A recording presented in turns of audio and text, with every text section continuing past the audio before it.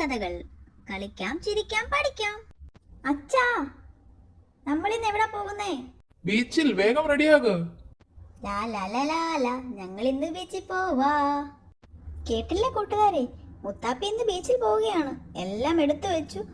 വേഗം തന്നെ അവൾ ബ്രേക്ക്ഫാസ്റ്റും കഴിച്ചു. അമ്മേ, ഞാൻ കഴിച്ചു കഴിഞ്ഞു.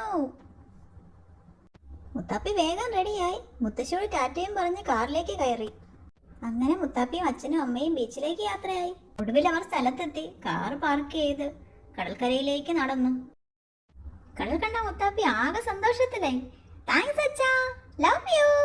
വെള്ളത്തിലേക്ക് അമ്മയുടെ കൈയും പിടിച്ച് അവൾ ഇറങ്ങി. കുറേ നേരം അവർ കളിച്ചു. പിന്നീട് ഇത്തിരി നേരം കടൽക്കരയിലിരുന്ന് അവൾ ഭക്ഷണവും കഴിച്ചു. അമ്മയോട് ചോദിച്ച് മനസ്സിലാക്കി വേസ്റ്റ് എല്ലാം അവൾ ശരിയായ ചവറ്റുകുട്ടയിൽ തന്നെ ഇട്ടു.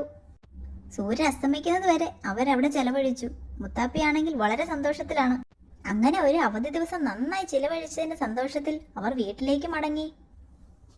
വീട്ടിലെത്തി അത്താഴമൊക്കെ കഴിച്ച് പാലും കുടിച്ച് മുത്താപ്പി മുത്തശ്ശിയോട് കഥ പറയാനായി പോയി.